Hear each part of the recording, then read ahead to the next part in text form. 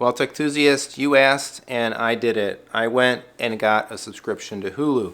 Yes, on the channel here I've done a whole plethora of streaming, quality, technical face-offs where I use the Apple TV 4K, I use the background developer debug menus to get the playback HUD, and we take a look at what are these different streaming services giving us. Are we getting Dolby Vision? Are we getting HDR? Are we getting real 4K? What are the bit rates? What are the audio codecs and all of that? And in all the comments of my face-offs, one of the most common requested elements has been Hulu. Are you going to test Hulu? When are you going to test Hulu? So let's do it. Let's test Hulu. This won't really be like a whole Hulu review per se. I do really want to focus on what kind of quality is Hulu delivering for audio and video streaming on the Apple TV. But I'll make a couple of anecdotal observations about the general state and operation of the Hulu app also as we go. So number one, no home row integration. Get on it, Hulu. Apple TV demands home row integration. So I subscribed to this not even necessarily just for the content, but actually because we were looking to have access to a specific show. Lego Masters. My son is a big Lego builder, Lego robotics programmer. We were looking for another series to enjoy as a family, and I knew that Lego Masters had been out there. Went searching for how do we watch, what's the best way to watch Lego Masters. Well, it actually turned out to be Hulu, so that led me to going ahead and popping in a subscription. More than likely, we'll be inclined to cancel it after Lego Masters. We're all caught up to date, basically. So when I think of Hulu, the first kind of premium piece of content that comes to mind that I don't believe has really left Hulu in a significant capacity is Prey. I'm a big Predator fan from way back. I would love to see this movie finally come to Kaleidoscape. I think it might have come out on disc, but in any case, I think if there's going to be a showcase of quality for Hulu to put its best foot forward and stream a movie in its best technicals and highest quality and all of that, I think this is going to be one that should be at the top of the heap. So let's see what we're supposed to get. Now, right off the bat, one of the other things that I've observed in the Hulu app is it seems to be very inconsistent, meaning I've clicked into a variety of movies where I would have expected to see 4K, I would have expected to see HDR, I would expect Dolby Vision out of a streaming app like this on an Apple TV 4K, and I'm not really seeing that in most cases. Again, it's very inconsistent. Not a lot of 4K, not a lot of HDR. I haven't seen any Dolby Vision, and I haven't seen any Atmos either. The best audio that I've seen listed on any piece of content so far as I've navigated around has been 5.1. It leaves a lot to be desired. So let's fire up Prey and let's see what the Apple TV tells us Prey is streaming at. All right, so set your bar fairly low, friends and neighbors. So we are getting 4K, 3840 by 2160. The display size and the natural size are the same as reported by the Apple HUD, which means that Apple is streaming the black bars. That doesn't really matter. That doesn't really pad the data any more or any less because the black regions can just essentially get fully compressed out of the final result. Interestingly, in the menu it said HDR. In the display video range, it's saying HDR10. However, in the codec, it says Dolby Vision, and it says Dolby Vision 8.1. I don't fully understand this. I've never seen a piece of content on the Apple TV playback HUD have a difference of statement between what the video format description says and what the actual display content information says. So why this is the case, I don't know. It is incredibly interesting that, to my knowledge, this is the first time that I've actually seen Dolby Vision 8.1 show up on a piece of content. Dolby Vision Profile 8 was one of the newer features that was one of the tvOS 17 feature listings. So there's some inconsistency there, and I'm not quite sure what's what in that regard. I'm probably blocking where it popped up, but if you do actually kick off the content, one of the things that can tell me exactly what I'm getting, of course, is the LG television itself. And it pops up an HDR tag, not a Dolby Vision tag. So the TV thinks it's HDR, and the Apple TV thinks it's HDR. Why the video description says Dolby Vision 8.1 is anybody's guess. We are getting, on the audio side, we are getting QEC3 codec. That's standard for Apple TV audio. It doesn't list the number of channels here, but it was reported in the menu as 5.1. However, our audio codec, a paltry 258 kilobit. What we usually like to see, of course, when we're watching, especially a higher end movie, high production value movie, is Dolby Atmos, first of all. But usually Dolby Atmos up around 770 kilobit. This is only 258 kilobit for 5.1 channels, still lower than desired.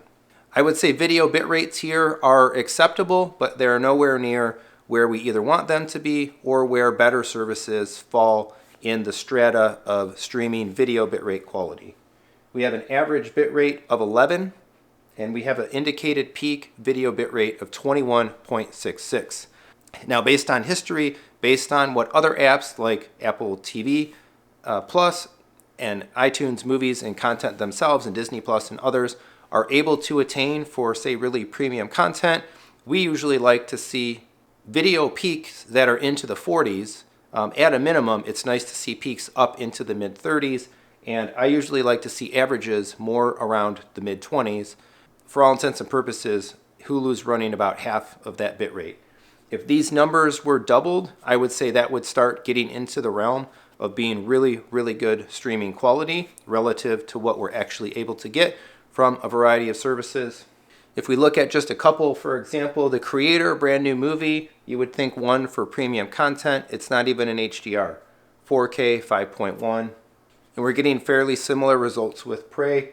258 kilobit for the audio and 5.1. And our video bit rate's 20 peak, 15 average here, not 11. So a little bit better, but again, a very, very far cry, a big step off of where I would like to see these numbers be. Here's another one, newly added movies. Godzillea, King of the Monsters. It doesn't even have 4K tags on it.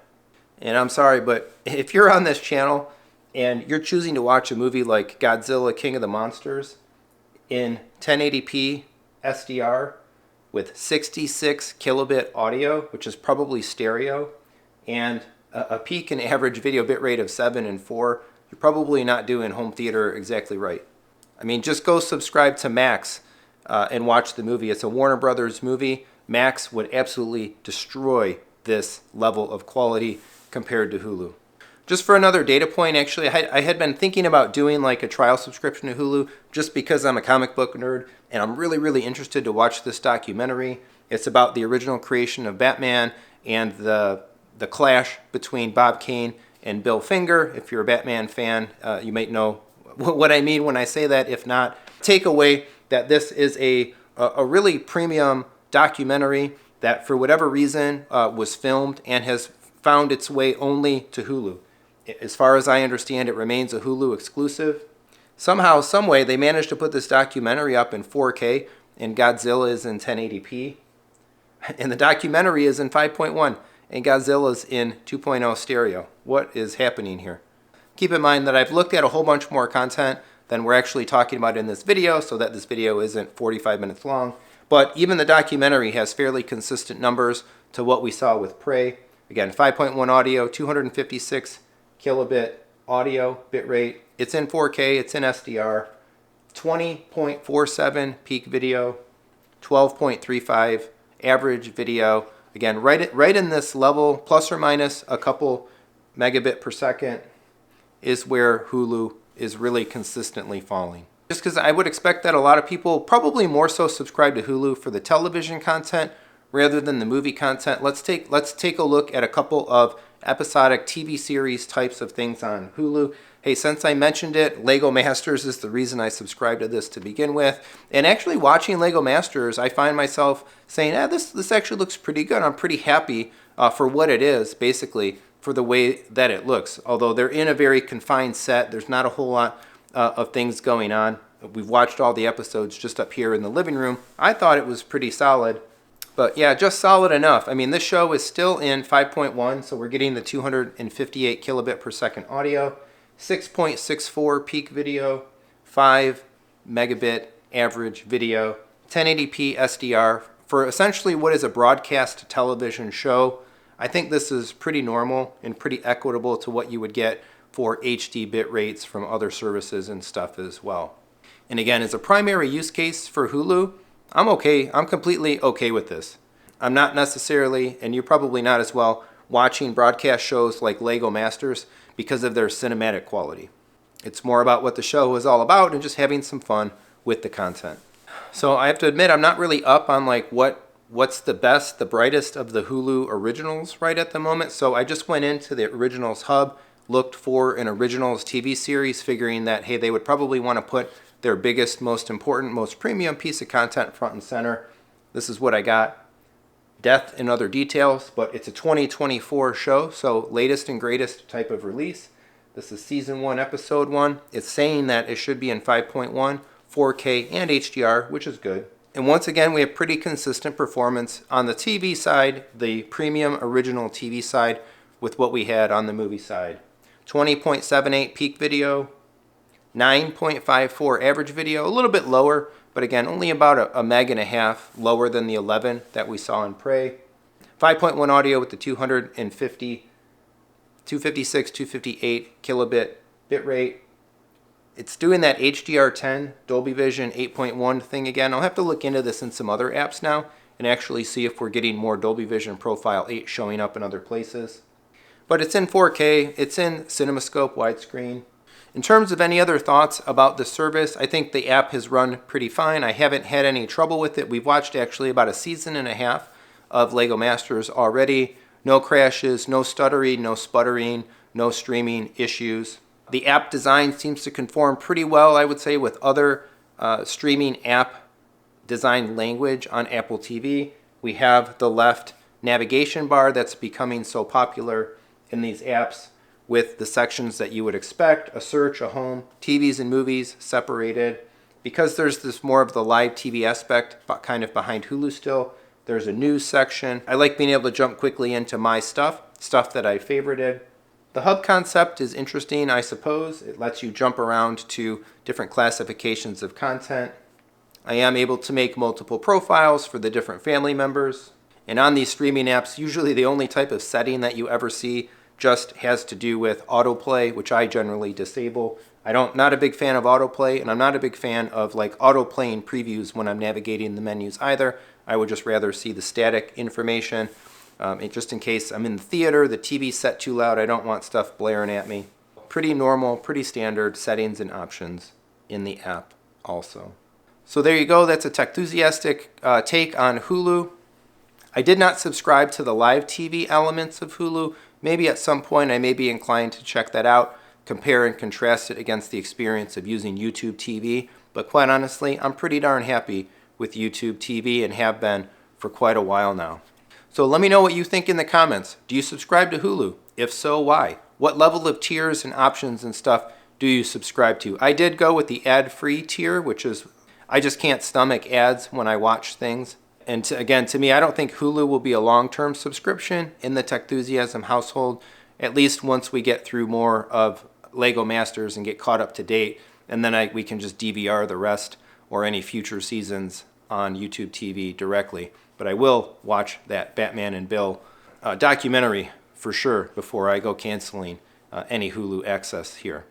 I'm also curious, if you use Hulu, do you use it on Apple TV or do you use it on another device? And is your experience on a Roku or something else different? Is there Dolby Vision? Is there more 4K HDR Dolby Atmos? And the like popping up for Hulu on other apps, whereas I'm not seeing a lot of that stuff or much of that stuff or any of that stuff in the case of Atmos and Dolby Vision specifically on the Apple TV. Sound off and let me know. Otherwise, please do all that regular YouTube stuff. Check out the other face-offs. Look for more of these streaming quality, streaming content videos coming up. But if you would, please like the video, subscribe to the channel, share it, hit the bell, and all those things. And if you'd like to support Techthusiasm, lots of ways to do that. Number one, shop with my affiliates, Amazon, Audio Advice, and others. If this video was really, really useful to you, leave a super thanks or a PayPal or a Venmo tip. I would very much appreciate it. The ability to do all that stuff is down below in the description. Thanks so much for watching, and come on back for more home theater discussion and fun.